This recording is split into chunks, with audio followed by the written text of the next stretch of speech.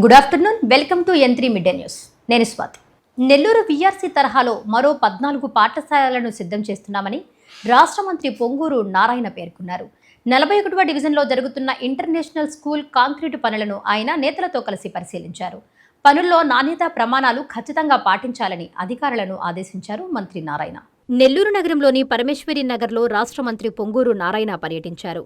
ఈ సందర్భంగా ఆయన రాష్ట్ర వక్ఫ్ board chairman Abdul Aziz, deputy mayor Roop Kumar Yadav తదితరులతో కలిసి 41వ డివిజన్లో జరుగుతున్న Abdul Kalam international school concrete పనులను పరిశీలించారు. నాణ్యతా ప్రమాణాలు పాటిస్తూ పనుల్లో వేగం పెంచాలని అధికారులను మంత్రి ఆదేశించారు. మంత్రి నారాయణ మీడియాతో మాట్లాడుతూ వైసీపీ పాలనపై మరోసారి ధ్వజమెత్తారు. పాలన చేతకాక వ్యవస్థలను మాజీ సీఎం జగన్ నిర్వీర్యం చేశాడని ఆరోపించారు. సీఎం చంద్రబాబు పాలనా అనుభవంతో పరిస్థితిని చక్కదిద్దుతుంటే అది చూసి ఓర్వలేకనే ఎద్దేవా చేశారు. మరో 14 స్కూల్స్ని వీఆర్సీ తరహాలో సిద్ధం చేస్తున్నామని చెప్పారు. అన్ని స్కూల్స్ పూర్తయితేనే 15,000 మంది పేద పిల్లలకు కార్పొరేట్ స్థాయి విద్య ఉచితంగా అందుతుందని పేర్కొన్నారు. స్కూల్స్ అభివృద్ధికి ముందుకొచ్చిన దాతలకు ధన్యవాదాలు తెలియజేశారు. ఈ కార్యక్రమంలో టీడీపీ శ్రేణులు, కార్పొరేషన్ అధికారులు, వక్ఫ్ బోర్డు అధికారులు, స్థానికులు పాల్గొన్నారు.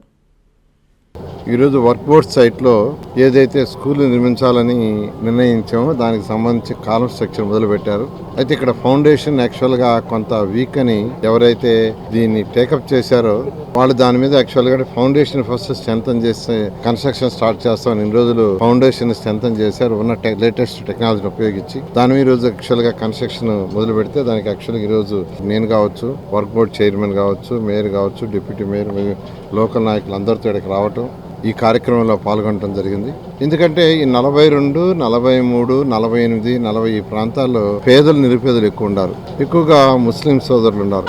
వాళ్ళకు ఒక మంచి స్కూల్ కట్టాలనే ఉద్దేశంతో నేను ఈ పరిసర ప్రాంతాల్లో సైట్ లేదని అన్వేషించేటప్పుడు అజీజ్ గారు మా వర్క్ బోర్డ్ సైట్ ఉంది, మీరు స్కూల్ కట్టించేది దాంట్లో కట్టించండి అంటే వెంటనే అప్పటికప్పుడు రావటం, దాన్ని చూడటం, వెంటనే వారి బోర్డులో పెట్టి యాక్సెప్ట్ చేయటం, వెంటనే దీని కన్స్ట్రక్షన్కి యాక్చువల్గా గౌరవనీయ విద్యాశాఖ మంత్రి గారు కూడా చెప్పడం, వారు కూడా వెంటనే టేకప్ చేయమంటాం, దీన్ని టేకప్ చేయడం జరిగింది. ఇక్కడ దాదాపు 20 కోట్లతో ఈ కన్స్ట్రక్షన్ జరుగుతుంది. 20 కోట్ల రూపాయలతో ఒక మంచి కన్స్ట్రక్షన్. దీన్ని ఒక మంచి ఇంటర్నేషనల్ చేయాలా, ఒక స్విమ్మింగ్ పూల్ కూడా పెడితే బాగుంటుందంటే వెంటనే వర్క్ బోర్డ్ చైర్మన్ కూడా దానికి కూడా సైట్ మేమే ఇస్తాం చేయమన్నారు. ఇక్కడ కట్టే స్కూల్లో ఇంక్లూడింగ్ స్విమ్మింగ్ పూల్ పేదలు, నిరుపేదల కోసం అలాంటి స్కూల్ వస్తుంది. రాజకీయాల్లోకి రావాలన్న ఆలోచన తనకు లేదని ఎమ్మెల్యే కోటమిరెడ్డి శ్రీధర్ రెడ్డి కుమార్తె సాయి వైష్ణవి స్పష్టం చేశారు. పార్టీ నాయకత్వం నిర్ణయిస్తే అప్పుడు చూస్తానని చెప్పారు. రాజకీయ రంగప్రవేశంపై కోటమిరెడ్డి సంచలన వ్యాఖ్యలు చేశారు. నెల్లూరులో మహానాడు జరుగుతుందని సంతోషించాను, కానీ ఇంతలోనే ఇంధనపు చర్యల్లో భాగంగా వర్చువల్గా నిర్వహించడం బాధాకరమని నెల్లూరు రూరల్ ఎమ్మెల్యే కోటమిరెడ్డి శ్రీధర్ రెడ్డి కుమార్తె కోటమిరెడ్డి సాయి వైష్ణవి అన్నారు. యువతకు ఉద్యోగాలు రావాలని, కార్యకర్త గర్వంగా నిలబడాలన్న సిన్సియర్ లక్ష్యంతోనే యువత, రాష్ట్ర మంత్రి నారా లోకేష్ పనిచేస్తున్నారని కొనియాడారు. నెల్లూరులోని ఎమ్మెల్యే కార్యాలయంలో ఆమె మీడియాతో మాట్లాడారు. రాజకీయ పదవి అనేది ఒక అలంకరణ అన్నారు. కోటమిరెడ్డి గిరిధర్ రెడ్డి ఎమ్మెల్యే కావాలనే కోరుకుంటున్నామని చెప్పారు. ఈరోజు మనందరికీ తెలిసినట్టు తెలుగుదేశం పార్టీ ఒక మహానాడు కార్యక్రమము నెల్లూరులో జరగవలసింది. కానీ ఈరోజు ప్రపంచంలో ఏర్పడిన పరిస్థితుల దృష్ట్యా మన గౌరవ ప్రధానమంత్రి శ్రీ నరేంద్ర మోదీ గారు ఇచ్చిన పిలుపు మేరకు ఆ పొదుపు చర్యల్లో భాగంగా మహానాడుని హైబ్రిడ్ మోడ్లో కండక్ట్ చేయాలని చెప్పి మంగళగిరికి షిఫ్ట్ చేయడం జరిగింది. వాస్తవంగా అయితే మొదట మహానాడు కార్యక్రమం నెల్లూరులో జరుగుతుంది అని నాకు తెలిసినప్పుడు నేను చాలా సంతోషంగాను, గర్వంగాను ఫీల్ అయ్యాను. దీని వెనకాల నాకు ఒక వ్యక్తిగత కారణం ఉంది. గత 4 ఏళ్ల క్రితం నాన్న కోటమిరెడ్డి శ్రీధర్ రెడ్డి గారు తెలుగుదేశం పార్టీలో చేరాలి అని నిర్ణయించుకున్నప్పుడు నా మనసులో 2 ప్రశ్నలు ఉన్నాయి. మొదటిది, ఈ పరిణామాన్ని మా నెల్లూరు రూరల్ ప్రజలు ఎలా చూస్తారు, ఎలా తీసుకుంటారు అని. రెండోది, పార్టీ జెండాని గుండెల్లో పెట్టుకొని మోస్తూ పార్టీ కష్టాల్లో ఉన్నప్పుడు అందరికంటే ముందు నిలుచుకొని వీరోచితంగా పోరాడుతూ పార్టీ గెలుపుని తమ గెలుపుగా భావిస్తూ పార్టీ అధికారంలో ఉన్నప్పుడు అందరికంటే చివరి వరుసలో మిగిలిపోయే సాధారణ తెలుగుదేశం పార్టీ కార్యకర్తలు మా నాన్నని వాళ్ళల్లో ఒకరిగా యాక్సెప్ట్ చేస్తారా, అంగీకరిస్తారా, తమలో ఒకరిగా స్వీకరిస్తారా? ఈ 2 ప్రశ్నలు కూడా నా మదిలో ఉన్నాయి. కానీ ఈరోజు నాకు ఈ 2 ప్రశ్నలకు కూడా సమాధానం దొరికింది. మొదటిది, మా నెల్లూరు రూరల్ ప్రజలు నాన్నకి మొన్నటి ఎన్నికల్లో 35,000 బలమైన మెజారిటీ ఇచ్చి వారి అంగీకారాన్ని స్పష్టంగా తెలియజేశారు. ఇంకా రెండోది, నా 2వ ప్రశ్నకు మాత్రం నాకు సమాధానం గత మహానాడులో దొరికింది. నాన్నని తీర్మానం ప్రవేశపెట్టమని ఆ రోజు వేదిక మీదకు ఆహ్వానించినప్పుడు ఆ రోజు వేదిక ముందు కూర్చున్న చాలామంది తెలుగుదేశం పార్టీ కార్యకర్తలు అభిమానులు ఒక్కసారిగా ఎంతో ఉత్సాహంతో గట్టిగా కరతాళ ధ్వనులతో నాన్నకు ఘన స్వాగతం పలికారు. నేను ఆ మొమెంట్ టీవీలో చూసి చాలా సంతోషంగా ఫీల్ అయ్యాను. మా నాన్న రాజకీయ జీవితంలో రాజకీయ ప్రయాణంలో నా గుండె ఆనందంతో బరువెక్కిన అతి కొద్ది మొమెంట్స్లో అదొక మొమెంట్ నాకు. అందుకే అంతటి అంకితభావంతో పనిచేసే తెలుగుదేశం పార్టీ కార్యకర్తలకి ఈసారి నెల్లూరులో ఆతిథ్యం ఇచ్చే అవకాశం వచ్చిందని నేను సంతోషించాను. కానీ అవకాశం మిస్ అయ్యాము. తప్పకుండా భవిష్యత్తులో ఇలాంటి అవకాశం మరొకటి రావాలని చెప్పి నేను కోరుకుంటున్నాను. కూటమి ప్రభుత్వం అధికారంలోకి వచ్చినప్పటి నుంచి రూరల్ నియోజకవర్గంలో అభివృద్ధి పనుల జాతర కొనసాగుతోందని టీడీపీ రాష్ట్ర అధికార ప్రతినిధి కోటంరెడ్డి గిరిధర్ రెడ్డి పేర్కొన్నారు. 28వ డివిజన్లో మున్సిపల్ కార్పొరేషన్ పార్క్ని ఆయన స్థానిక ప్రజలతో కలిసి ప్రారంభించారు. నెల్లూరు రూరల్ నియోజకవర్గ పరిధిలోని 28వ డివిజన్ చైతన్యపురి కాలనీలో 25 లక్షల వ్యయంతో మున్సిపల్ కార్పొరేషన్ పార్కు ప్రారంభోత్సవ కార్యక్రమం జరిగింది. ఈ కార్యక్రమానికి టీడీపీ రాష్ట్ర అధికార ప్రతినిధి కోటంరెడ్డి గిరిధర్ రెడ్డి విచ్చేశారు.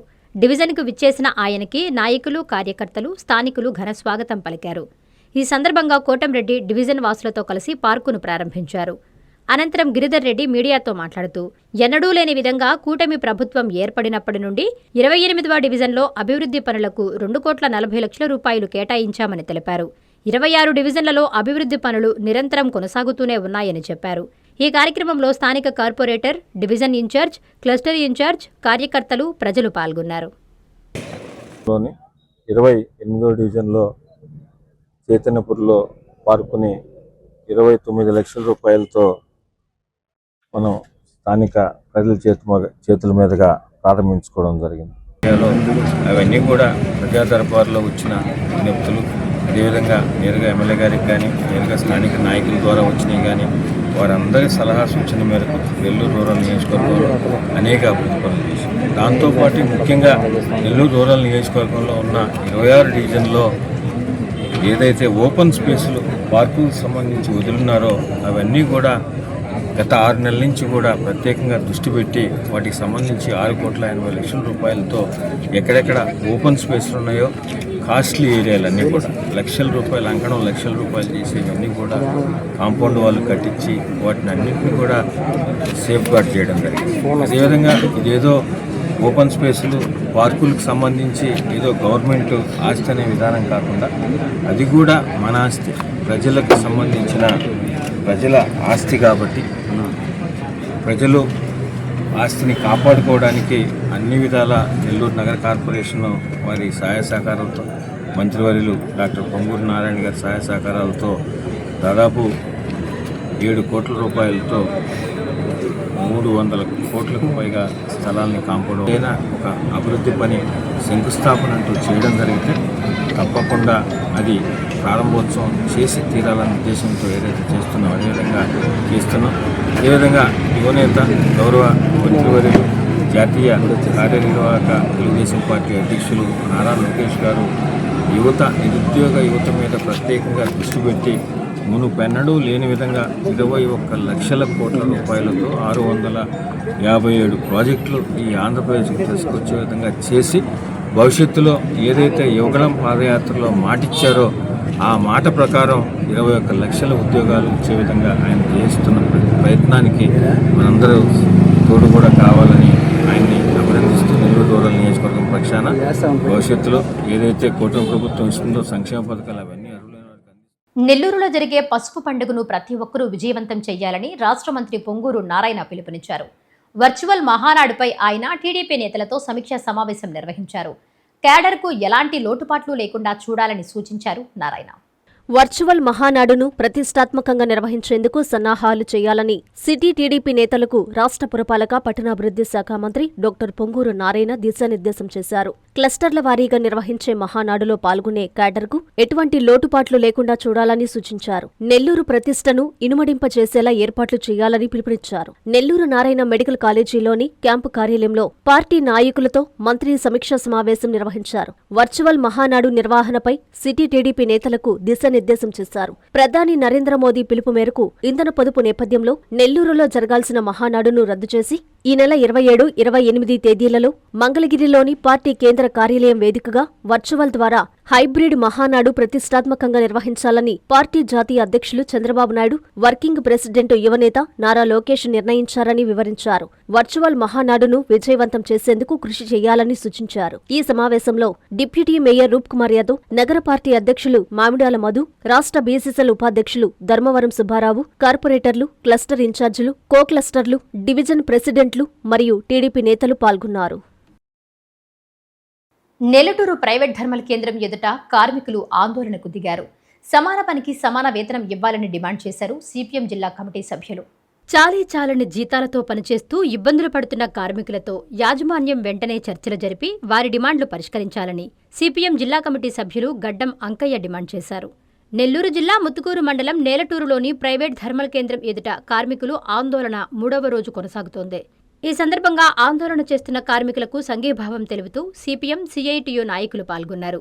ఈ సందర్భంగా గడ్డం అంకయ్య మాట్లాడుతూ సుప్రీంకోర్టు ఆదేశాల మేరకు సమాన పనికి సమాన వేతనం ఇవ్వాలని డిమాండ్ చేశారు. పెరిగిన ధరలను దృష్టిలో ఉంచుకుని యాజమాన్యం వెంటనే జీతాలు పెంచాలని డిమాండ్ చేశారు. ఈ కార్యక్రమంలో నాయకులు నక్కా శ్యాంప్రసాద్, షేక్ మస్తాన్, కార్మికులు పాల్గొన్నారు.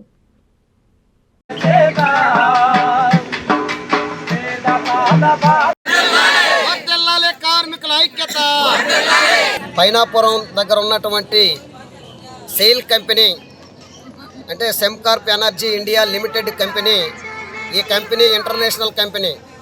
ఈరోజు దక్షిణ భారతదేశం మొత్తం మీద కూడా ఈ కంపెనీకి మంచి పేరు వచ్చిందని చెప్పేసి పెద్ద ఎత్తున నిన్న పత్రికల్లో రావడం చూసాం.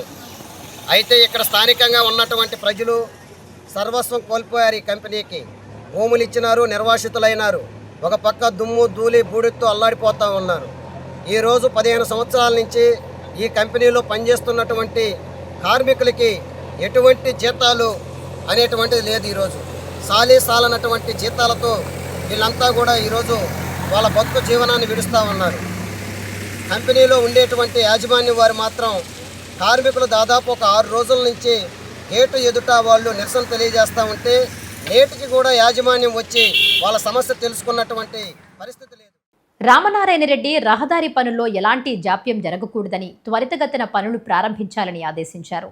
నెల్లూరుపాలెం సెంటర్లో జరుగుతున్న పనులను ఆయన పరిశీలించారు.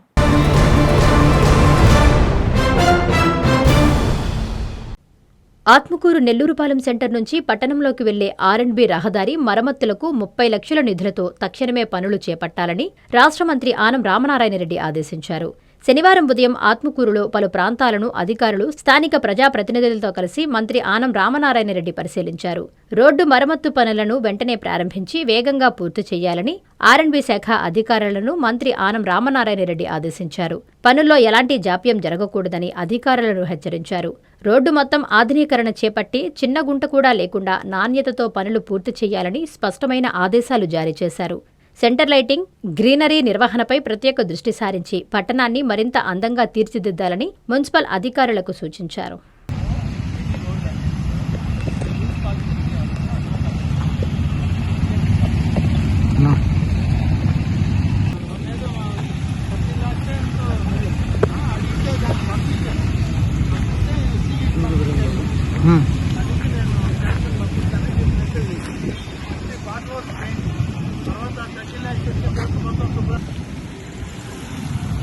నేను అందుకని బొగన్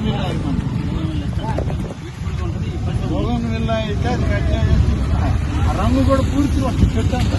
దీనిలాగా 4 రావు. బొగన్ విల్ల అయితే మొత్తం చెట్టు అంతా పూలు వస్తాం. అది బాగుంటుందని నేను అదే ఇప్పుడు ఒక స్ట్రెచ్ ఇప్పుడు ఈ చెట్టు నుంచి ఆ చెట్టు ఒక రంగు ఆ చెట్టు నుంచి మళ్ళీ అవతల చెట్టు కాదు ఇంటి వాళ్ళ పట్టి వాళ్ళు పెట్టుకోబోతారు. ఎట్లా అది కాదు మా ఓట్లలో మేము చెప్పేదా కూడా మీరు మాట్లాడకపోతే ఎట్లా R&B వాళ్ళు పూర్తిగా చెట్టు అంతా దీనిలాగా ఇక్కడ 4 రావు. బొగన్ విల్ల అయితే మొత్తం చెట్టు అంతా పూలు వస్తాం. అది బాగుంటుందని నేను అదే ఇప్పుడు ఒక స్ట్రెచ్ ఇప్పుడు ఈ చెట్టు నుంచి ఆ చెట్టు కాదు ఒక రంగు ఇంకా ఆ చెట్టు నుంచి మళ్ళీ అవతల చెట్టు కాదు ఇంకొక రంగు అక్కడ రంగు పూర్తిగా వేస్తే కానీ ఆ ప్రయోజనం అట్రాక్షన్ కాదు.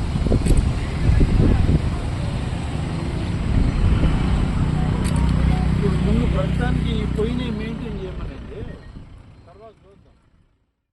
నెల్లూరు నగరం 14వ డివిజన్లో మంత్రి నారాయణ పర్యటించారు.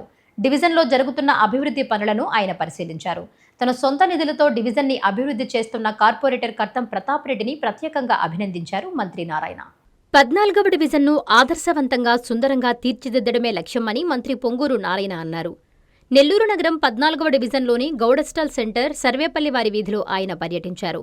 డివిజన్లోని మొక్కల ట్రీ, బేషన్ బోర్డర్లకు రంగులు, పెద్ద చెట్లకు, విద్యుత్ స్తంభాలకు కలర్స్ వేసే పనులను మంత్రి పర్యవేక్షించారు. డివిజన్ అభివృద్ధి కోసం తన సొంత నిధులను వెచ్చించిన కార్పొరేటర్ కర్తం ప్రతాప్ రెడ్డిని మంత్రితో పాటు అజీజ్, రూప్ కుమార్ యాదవ్లు ప్రత్యేకంగా అభినందించారు. ఈ సందర్భంగా కమిషనర్ నందన్ మాట్లాడుతూ 14వ డివిజన్ రూపురేఖలు మార్చడమే లక్ష్యంగా కార్పొరేటర్ కర్తం ప్రతాప్ రెడ్డి పనిచేయడం అభినందనీయమని తెలిపారు. కార్పొరేటర్ మాట్లాడుతూ మంత్రి ఆదేశాల మేరకు రహదారిపై జీబ్రా లైన్స్, రాత్రి వేళలలో మెరిసే రేడియం కలర్ లైట్లు, రోడ్లకు ఇరువైపులా వైట్ బోర్డర్, ట్రీ గార్డ్స్ కి రేడియం స్టిక్కర్స్ వేయడం జరుగుతుందన్నారు. ఈ కార్యక్రమంలో డివిజన్ నాయకులు, కార్యకర్తలు తదితరులు పాల్గొన్నారు.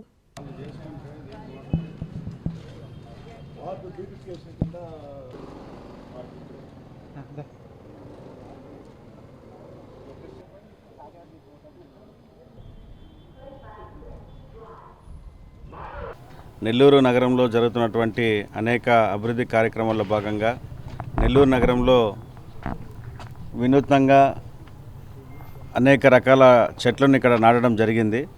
అయితే ఇక్కడ ఉన్నటువంటి 14వ వార్డు కార్పొరేటర్ కర్తం ప్రతాప్ రెడ్డి గారు వారికి ఉన్నటువంటి ప్రత్యేక ఆలోచనలతో, వారికి ఉన్నటువంటి ప్రత్యేక ఆసక్తితో ఈరోజు 14వ డివిజన్లను ఇంకా అలంకారంగా తీర్చిదిద్దేందుకు వారి సొంత నిధులతో ఈ రోజున ప్రతి స్ట్రీట్లో చక్కటి రంగులు వేయడం జరిగింది. ఈ రంగులు వేయడం ద్వారా ఉన్నటువంటి బ్యూటిఫికేషన్కి మరికొంత మెరుగులు దిద్దినట్లుగా ఉంది. చూడడానికి చాలా చక్కగా ఆహ్లాదకరంగా ఉంది. కాబట్టి ఈ సందర్భంగా ప్రతాప్ రెడ్డి గారిని ప్రత్యేకంగా అభినందిస్తున్నాను. వారికి ఈ వార్డు పట్ల ఉండేటువంటి శ్రద్ధ, ఈ వార్డు పట్ల ఉండేటువంటి వారికి ఉండేటువంటి ప్రత్యేక ఆసక్తి ప్రతినిత్యం మనకు కనపడుతూనే ఉంది. ప్రతిరోజు రోజుకో వీధి అనే కార్యక్రమాన్ని చేపట్టినప్పటి నుంచి ఇప్పటివరకు కూడా నిత్యం ఏదో ఒకటి వినూత్నంగా చేయాలి అనేటువంటిది వారి సంకల్పం. ఆ విధంగానే ఈ రోజున చెట్లకి రంగులు వేయడంతో పాటు ఇక్కడ ఉన్న ట్రీ గార్డ్స్ కూడా రేడియం స్టిక్కర్స్ పెట్టి రాత్రి వేళల్లో కూడా ఎవరైనా ఆ ట్రీ గార్డ్స్ని గమనించి వారు ప్రయాణించే. నెల్లూరులోని ఓ బార్ అండ్ రెస్టారెంట్లో 2 రోజుల క్రితం ఓ పెద్ద గొడవే జరిగింది. న్యాయవాదులు, వెయిటర్ మధ్య తీవ్ర వాగ్వాదం నెలకొంది. దీంతో బార్ మేనేజర్ లాయర్పై దాడికి పాల్పడ్డాడు. పోలీసులు కేసు నమోదు చేయకపోతే న్యాయ పోరాటానికి దిగుతామని సహచర న్యాయవాదులు సిద్ధమైనట్లు తెలుస్తోంది. నెల్లూరులోని ఓ బార్ అండ్ రెస్టారెంట్లో పెద్ద గొడవే జరిగింది. ఆ బారులో పనిచేసే ఓ రౌడీ షీటర్ ఏకంగా లాయర్ పైనే దాడి చేసి గాయపరిచిన సంఘటన ఇప్పుడు నెల్లూరులో కలకలం రేగుతోంది. ఈ దాడిలో గాయపడ్డవారు ఫిర్యాదు చేసినా దాడికి పాల్పడ్డ వారిపై కేసు నమోదు చేయకపోవడంపైన పోలీసులపైన పలు విమర్శలొస్తున్నాయి. ఇందుకు కారణం ఆ బార్ అండ్ రెస్టారెంట్ ఓ రాజకీయ నాయకుడికి సంబంధించినది కావడమే. ఈ దాడి వ్యవహారం అటు నెల్లూరు నగరంలోని ఆర్టీసీ బస్టాండుకు, ఇటు కేవీఆర్ పెట్రోల్ బంకుకు మధ్యలో ఉన్న ఓ ప్రముఖ హీరో అల్లు అర్జున్ నటించిన ఎర్రచందనం స్మగ్లింగ్ నేపథ్యం ఉన్న చిత్రం పేరుతో ఉన్న ఆ బార్లో 2 రోజుల క్రితం జరిగింది. ఆ రోజు మధ్యాహ్నం 2 న్యాయవాదులు ఆ బార్ అండ్ రెస్టారెంట్లో ఉన్నారు. అదే సమయంలో సుమారు గంటపాటు కరెంటు పోయింది. ఆ సమయంలో వెయిటర్, న్యాయవాదుల మధ్య వాగ్వాదం జరిగింది. వారి అరుపులు, కేకలకు బార్ మేనేజర్ అక్కడకు వచ్చాడు. అతడు కూడా న్యాయవాదులతో గొడవకు దిగారు. ఆ గొడవతో ఆ మేనేజర్ లాయర్లపై దాడికి పాల్పడ్డాడు. ఈ దాడిలో న్యాయవాదులు గాయపడ్డారు. వెంటనే వారు ప్రభుత్వ ఆసుపత్రికి వెళ్లి అడ్మిట్ అయ్యారు. అక్కడ ఎమ్మెల్సీ నమోదయ్యింది. దాని ఆధారంగా దర్గామిట పోలీసులు కేసు నమోదు చేయడం లేదని వారు ఆరోపిస్తున్నారు. తమపై దాడికి పాల్పడ్డ అతడు రౌడీ షీటర్ అని వారు ఆరోపిస్తున్నారు. 2 రోజులు గడిచినా ఈ దాడిలో గాయపడ్డ వారికి న్యాయం జరగకపోయేసరికి న్యాయవాదుల నుంచి వ్యతిరేకత వ్యక్తమవుతోంది. ఆ ప్రముఖ రాజకీయ నాయకుడికి అందరితో సత్సంబంధాలు ఉండడంతో పోలీసులు కేసు నమోదు చేయడం లేదని న్యాయవాదులే ఆరోపిస్తున్నారు. మరో 1-2 రోజులు వేచి చూసి అప్పటికీ దర్గామిట పోలీసులు కేసు నమోదు చేయకపోతే న్యాయ పోరాటానికి దిగేందుకు బాధిత లాయర్లతో పాటు సహచర న్యాయవాదులు సిద్ధమైనట్లు సమాచారం.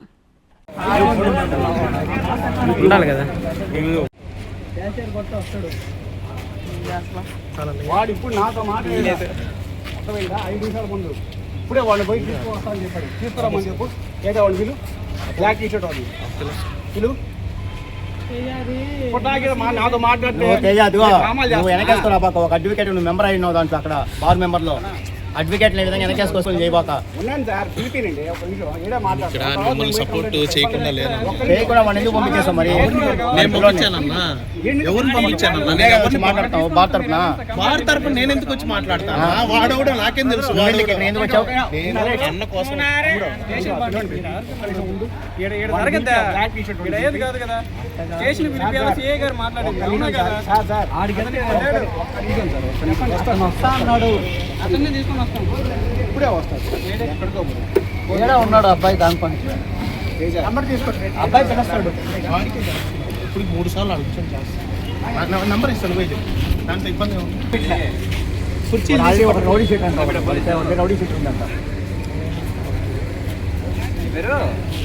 రౌడీని పెట్టుకుని బాగా అనిపిస్తున్నారు వేరే పేరు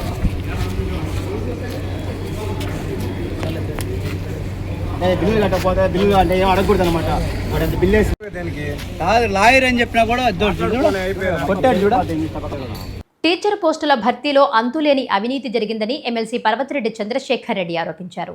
కూటమిలో ఒక్కో పోస్టుని 15 లక్షలకు అమ్ముకోవడం సిగ్గుచేటన్నారు. డిఎస్సి 2025పై సిబిఐ దర్యాప్తు జరపాలని ఆయన మీడియా సమావేశంలో డిమాండ్ చేశారు. ఏపీలో టీచర్ పోస్టుల భర్తీలో భారీ అక్రమాలు జరిగాయని, కూటమి నాయకులు ఒక్కో పోస్టును 15 లక్షల రూపాయలకు అమ్మేసుకున్నారని నెల్లూరు సిటీ నియోజకవర్గ ఇన్ఛార్జి ఎమ్మెల్సీ పర్వతిరెడ్డి చంద్రశేఖర్ రెడ్డి అన్నారు. వైసీపీ నెల్లూరు జిల్లా కార్యాలయంలో ఆయన మీడియా సమావేశం నిర్వహించారు. నోటిఫికేషన్ ఇచ్చిన దగ్గర నుంచి టీచర్ పోస్టుల భర్తీ వరకు అన్నింటా అవకతవకలేనని, ఫస్ట్ ర్యాంకు లేకుండా మెరిట్ లిస్టు రిలీజ్ చేయడం, ఆపై వెబ్సైట్ నుంచి దాన్ని కూడా తొలగించడం అనుమానాస్పదంగా ఉందన్నారు. మొదటి ర్యాంకు వచ్చిన అభ్యర్థికి ఉద్యోగం ఎందుకు ఇవ్వలేదో ప్రభుత్వం చెప్పాలన్నారు. అతడు తప్పు చేశాడని తీసేసి ఉంటే పరీక్షల్లో అవకతవకలు జరిగాయని ప్రభుత్వం ఒప్పుకున్నట్లే అన్నారు. బీఈడీ, టెట్ లేకుండా స్పోర్ట్స్ కోటాలో టీచర్ పోస్టులు భర్తీ చేయడం నిబంధనలకు విరుద్ధమని, డిఎస్సి 2025 నిర్వహణపై సిబిఐ విచారణ జరిపించాలని ఎమ్మెల్సీ డిమాండ్ చేశారు. 3.50 లక్షల మంది టీచర్ అభ్యర్థులకు కూటమి ప్రభుత్వం ద్రోహం చేసిందని, అక్రమాలతో నష్టపోయిన వారికి వైఎస్సార్సీపీ ప్రభుత్వం వచ్చాక న్యాయం చేస్తామని భరోసా ఇచ్చారు. 2014-19 మధ్య చంద్రబాబు భర్తీ చేసింది కేవలం 10,000 టీచర్ పోస్టులేనని, 5ఏళ్లలో వైఎస్ జగన్ 21,108 టీచర్ పోస్టులు భర్తీ చేశారన్నారు. ఈరోజు రాష్ట్ర ప్రజలందరూ కూడా గమనిస్తూ ఉన్నారు.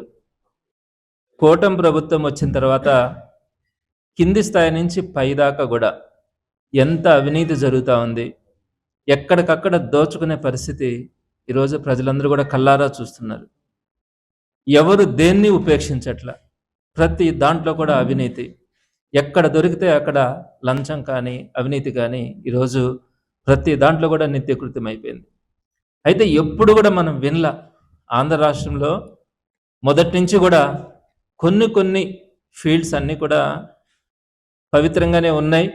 వాటిల్లో ఎక్కడ కూడా అవినీతి జరిగినటువంటి పరిస్థితి మనం గతంలో కూడా ఎప్పుడూ చూడలే. అలాంటిది మొట్టమొదటిగా ఆంధ్రప్రదేశ్లో జరిగినటువంటి ఒక పరిణామాన్ని మీ దృష్టికి తీసుకొని వస్తాను. డిఎస్సి నిర్వహణ. చంద్రబాబు నాయుడు గారు ఎన్నికలకు ముందు మా ప్రభుత్వం రాగానే మెగా డిఎస్సి వేస్తామని చెప్పి ప్రకటించిన విషయం కూడా తెలిసిందే. అందులో భాగంగా వెరిఫై చేసిన తర్వాత వారందరికీ కూడా ఉద్యోగాలకు సంబంధించినటువంటి లెటర్స్, అపాయింట్మెంట్ లెటర్స్ ఇచ్చినటువంటి పరిస్థితి గతంలో ప్రతి డిఎస్సిలో కూడా జరిగినటువంటి పరిస్థితి చూస్తాం. కానీ మొట్టమొదటిగా ఈ కూటమి ప్రభుత్వం వచ్చిన తర్వాత జరిగినటువంటి డిఎస్సి 2025లో జరిగినటువంటి తీరు అందరూ కూడా ఆశ్చర్యపోతారు. ప్రధానంగా డిసప్పియర్ చేస్తారు. మెరిట్ లిస్ట్ లేకుండానే వారు ఎందుకు కాల్ లెటర్స్ పంపించి సీక్రెట్ గా పోస్టులు ఫిలప్ చేస్తున్నారో నేను మీకు తెలియజేస్తాను. ఈ డిఎస్సికి సంబంధించి ఎస్సీఆర్టీ దానికి సంబంధించినటువంటి క్వశ్చన్ పేపర్ ప్రిపరేషన్ కానీ దానికి సంబంధించిన వ్యవహారాలన్నీ కూడా ఎస్సీఈఆర్టీ అనే మనకు సంబంధించినటువంటి తర్వాత వారికి ఉద్యోగాలు లేకుండా మీరు చేసినటువంటి తప్పుల వల్ల ఈ రోజు వారందరికీ కూడా అన్యాయం జరిగితే ఒక్కసారి నిరుద్యోగులంతా కూడా ఆలోచించాలా. డిఎస్సి లాంటి పవిత్రమైనటువంటి ఒక ఎగ్జామినేషన్ సిస్టమ్ ని మీరు పక్కాగా పకడ్బందీగా జరపలేకుండా పోయినారంటే ఈ ప్రభుత్వం సిగ్గుపడాల్సినటువంటి విషయం అని చెప్పి తెలియజేస్తా ఉన్నాను. ఇకపోతే రెండో విషయంకి వస్తాను. రైల్లో నుంచి జారిపడిన వ్యక్తి ప్రాణాపాయ స్థితిలో ఉన్న వ్యక్తిని 108 ఆర్పీఎఫ్ సిబ్బంది కాపాడారు. 1/2 కిలోమీటర్ దూరం నుంచే మోసుకొచ్చి ప్రాణాలు కాపాడడంతో స్థానికులు అభినందించారు. ఈ ఘటన రామన్నపాలెం రైల్వే గేట్ సమీపంలో చోటు చేసుకుంది. రైల్లో ప్రయాణిస్తున్న ఓ వ్యక్తి అదుపు తప్పి కింద పడిపోవడంతో 108 ఆర్పీఎఫ్ సహకారంతో ప్రాణాపాయ స్థితి నుంచి బయటపడ్డ సంఘటన కోవూరు నియోజకవర్గం కొడవలూరు మండలం రామన్నపాలెం రైల్వే గేట్ సమీపంలో చోటు చేసుకుంది. రైల్వే పోలీసులు 108 సిబ్బంది సమాచారం మేరకు ఆత్మకూరు మండలం దేవురు గ్రామానికి చెందిన నవీన్ కుమార్ అనే వ్యక్తి కావలికి వెళ్లి రైల్లో తిరిగి వస్తుండగా రామన్నపాలెం రైల్వే గేటుకు 1/2 కిలోమీటర్ దూరంలో రైల్లో ఉన్న ఆ వ్యక్తి ఫుట్పాత్ వద్ద ఉండగా అదుపు తప్పి కింద పడిపోయాడు. కొందరు రైల్వే కంట్రోల్ రూమ్ కు సమాచారం ఇవ్వడంతో ఆర్పీఎఫ్ సిబ్బంది హుటాహుటిన అక్కడకు చేరుకుని కొడవలూరు 108 కు సమాచారం అందించారు. వారంతా వెళ్లి పరిశీలించగా తీవ్ర గాయాలతో రైల్వే ట్రాక్ పక్కన చావు బ్రతుకుల మధ్య పడి ఉండడంతో 108 ఈఎన్టీ జ్యోతి విజయ్, పైలట్ మహేష్లు రైల్వే సిబ్బంది అతన్ని స్ట్రక్చర్పై ఎంతో కష్టపడి మధ్యలో అత్యవసర వైద్యం కూడా అందించి ఎంతో శ్రమతో రైల్వే గేటు వరకు మోసుకొచ్చారు. అక్కడ్నుంచి మెరుగైన వైద్యం కోసం నెల్లూరు ప్రభుత్వాసుపత్రికి తరలించారు. ప్రస్తుతం అతడు ప్రాణాపాయ స్థితి నుంచి బయటపడ్డాడు. సుమారు 1/2 కిలోమీటరు దూరం నుంచి క్షతగాత్రుణ్ణి తీసుకొచ్చి సమయానికి హాస్పిటల్కి తరలించడంలో కృషి చేసిన 108 సిబ్బందిని ఆర్పీఎఫ్ పోలీసులు, స్థానికులు అభినందించారు.